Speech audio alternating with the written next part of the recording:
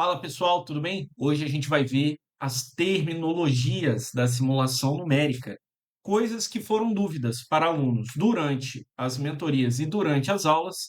Aqui a gente vai começar a explicar, ok? Então fica no vídeo para você aprender alguns outros novos conceitos de simulação numérica.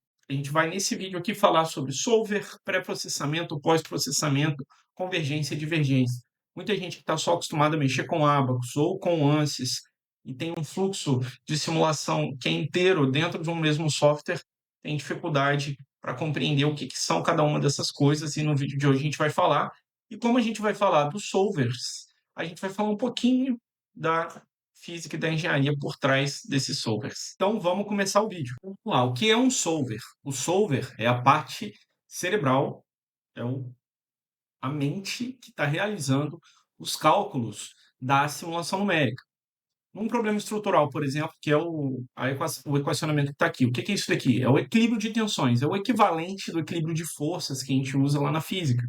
Então, a matriz está mostrando a derivada parcial da tensão em função do espaço, né, onde x, y, z são as coordenadas no espaço, e fazendo o equilíbrio disso com as forças de corpo, aceleração, peso. Isso tem que dar zero para um problema estrutural estático, ok? Que você resolveria, por exemplo, com OptStruct. Dessa equação, o que permite a gente formular? Permite a gente formular como é calculado o deslocamento do corpo em função da deformação. Então, por trás daquele equilíbrio de equações, o que a gente pode fazer? A gente consegue calcular qual é a deformação em função da tensão, assim como a gente consegue calcular qual é o deslocamento em função dessa deformação. Então, a matriz da direita, que é essa lei de Hooke aqui, ela vai permitir relacionar as tensões que estão aqui nesse vetor com as deformações que estão nesse outro vetor. Através de quê? Da matriz de rigidez, ou seja, das propriedades do material, que seria o equivalente a essa matriz aqui. Aqui, como o módulo de elasticidade está do lado de fora da matriz, a gente está falando de um material isotrópico, porque eu consegui isolar todo mundo, ok? E aqui na esquerda, né? Quem é essa equação? A partir do momento que eu tenho as deformações, eu também consigo calcular os deslocamentos. E veja bem, é diferente. A deformação é o quanto cada componente, cada elemento da sua malha se deforma. Ou seja, eu tinha um elemento pequeno e transformou num grande.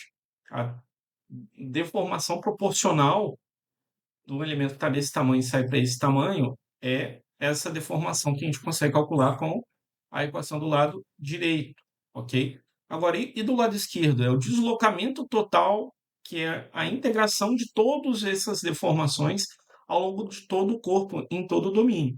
Então, eu sou uma composição desse cara, com um cara vizinho, com um cara vizinho, com um cara vizinho. E aí eu vou tendo os deslocamentos no espaço de cada um dos nós. E aí eu vou ter o deslocamento total do corpo, ok? E isso é calculado a partir do equacionamento do lado esquerdo, que relaciona deslocamento com deformação. Beleza? Beleza. E solver? O solver sempre resolve aquelas equações que a gente estava vendo? Não. Simulação numérica não é elementos finitos. Começa por aí. Simulação numérica, a gente tem elementos finitos, a gente tem elementos discretos, a gente tem volumes finitos, a gente tem outros métodos numéricos. Simulação numérica é o cálculo, na engenharia, né, de alguma coisa física a partir de processos iterativos em algum tipo de solver. Então, um outro tipo de equações que a gente resolve muito nos solvers, quando a gente está falando de quê? De CFD, são as equações de Navier-Stokes. Então, aqui, essa equação de Navier-Stokes aqui, que ela está mostrada aqui para a quantidade de movimento, mas é um campo vetorial que você poderia resolver para resolver outras grandezas também, não somente quantidade de movimento. Poderia ser quantidade de movimento angular, poderia ser alguma energia, alguma fração mássica. Então, tem várias variáveis que a gente pode calcular com essa equação de Navier-Stokes aqui. Para conservação de massa, a forma simplificada é essa que está aqui na esquerda, e para conservação de energia, essa forma aqui da direita, ok?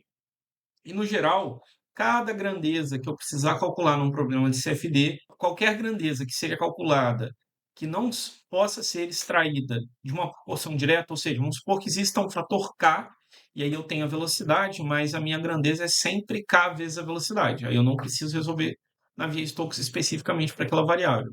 Agora, qualquer variável que não seja calculada por uma proporção direta de uma outra variável já calculada, eu preciso usar Navier-Stokes com seus devidos coeficientes, com seus devidos valores para fazer os cálculos daquele campo ali. E no caso, como a gente está falando de Altair e a gente está falando das soluções Altair, a gente tem o AcuSolver, por exemplo, que resolve justamente essas equações aqui. Agora a gente tem o FlightStream também, que é um outro solver que tem ficado forte e vai começar a ficar cada vez mais forte, que calcula simulação é, numérica através de um outro método, que não é o método de volumes finitos.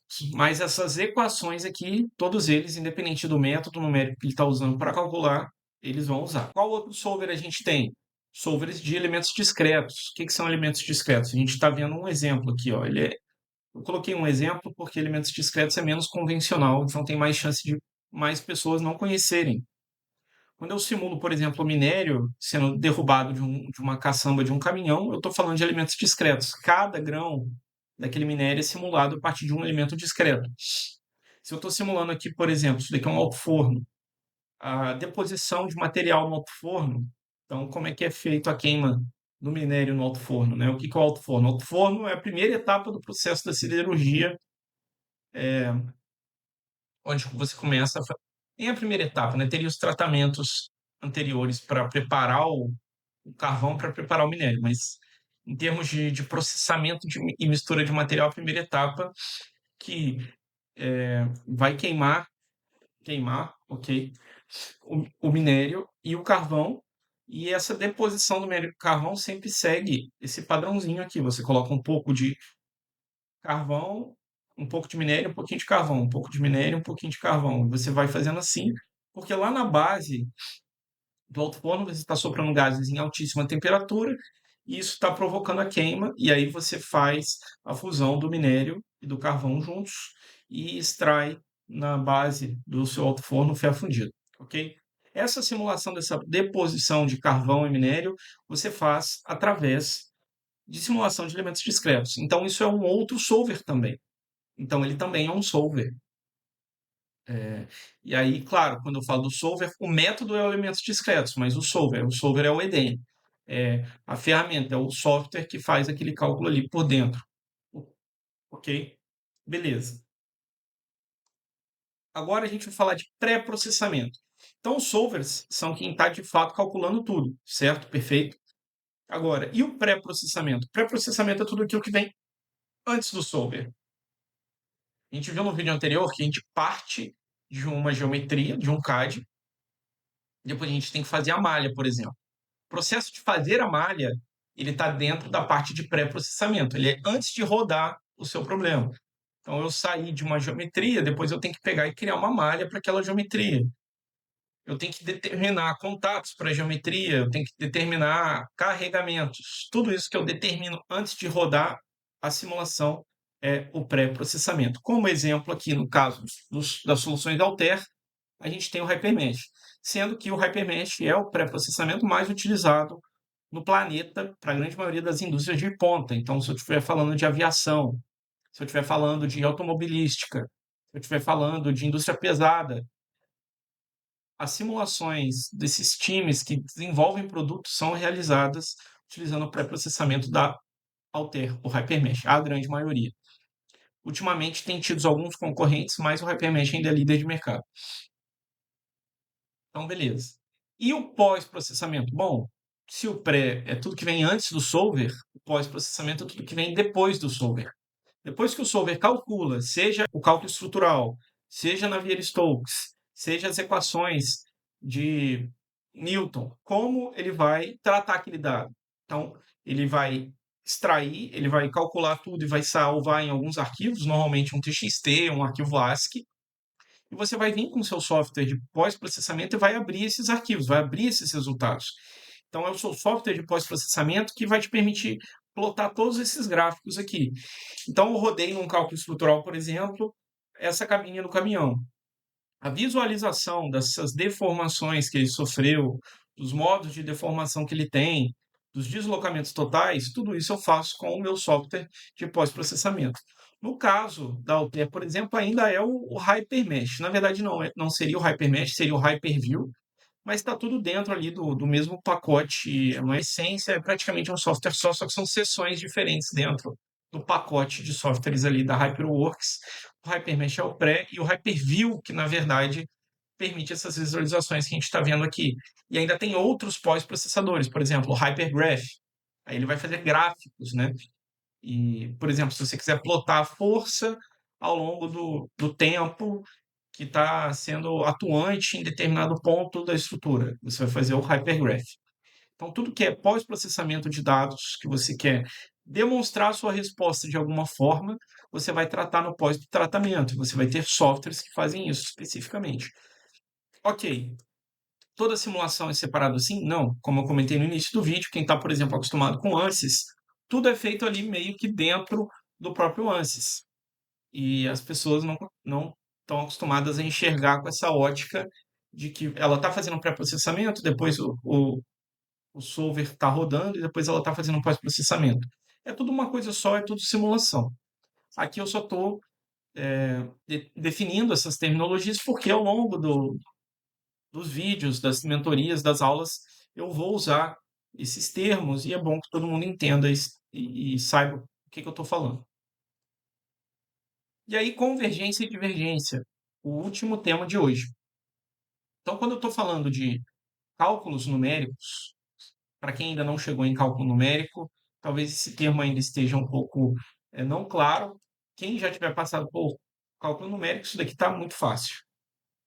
Mas o que acontece? Olha esse gráfico aqui da esquerda. Quando o software começa a calcular, e aí ele, por exemplo, precisa descobrir a força, que é essa linha vermelha. Ele vai dando palpites, né? Ele usa métodos numéricos, seja um Runge-Kutta, seja outros métodos numéricos, e ele vai aproximando a força do valor que de fato é a força que provoca o equilíbrio daquelas equações que a gente viu. E essa força vai se aproximando, no início ela dá saltos maiores, depois ela vai devagarinho tangenciando o valor final. Obviamente, ela nunca chega a 100% no valor final, e o erro vai caindo. O erro, que é a linha verde, ele vai caindo ao longo do tempo. Então, ele vai fazendo novos palpites para a solução, novos palpites para a solução, até chegar no seu resultado final. Quando ela chega no resultado final e o erro está bem baixo, abaixo de um determinado valor limite que você queria para definir, sim, essa é a solução, você atingiu a convergência, que é o gráfico da esquerda. Agora, muitas vezes, por você definir um problema de uma forma errada, ou a malha não estar adequada, ou as grandezas do problema não fazerem sentido, muitas vezes isso acontece, aí você tem a divergência. O que seria a divergência? Seria o erro ir crescendo e nunca diminuir, sendo que não necessariamente porque divergiu o erro vai subir assim linearmente para cima infinito. Ele poderia estar subindo só um pouquinho, parecido com essa a forma como essa força está subindo aqui, de uma forma mais progressiva, mais exponencial. O erro poderia estar subindo assim também. Mas qual é o ponto? O erro está sempre subindo. Se o erro está sempre subindo, a sua simulação não está convergindo. Você vai fazendo palpites para essa força e ela não vai encontrando nada. E você vai fazendo um crescimento progressivo também do deslocamento e você nunca chega a ninguém. Você não consegue fazer esse deslocamento tangencial um certo valor, a força tangencial um certo valor, e seu erro chegar perto de zero. E aí você divergiu. E aí você tem que rodar novamente. Significa que você não encontrou uma solução. E aí você tem que rever tudo aquilo que eu falei. Malha, condições de contorno. Alguns desses termos eu vou voltar a falar aqui em vídeos futuros. Para o vídeo de hoje é isso. Essa é a parte 1 das terminologias de simulação numérica. Fica ligado no canal. Deixa aqui comentários se você quer entender outros termos de simulação numérica que você não entende bem, você quer uma explicação.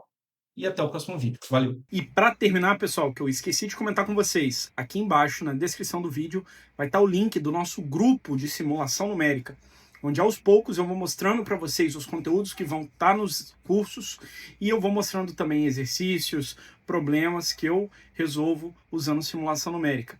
E além disso, já tem aqui também embaixo no flugelsimulações.com.br o link para a lista de espera do nosso curso. Vai ser o primeiro curso da Flugel, primeiro passo para simulações numéricas de produtos metálicos.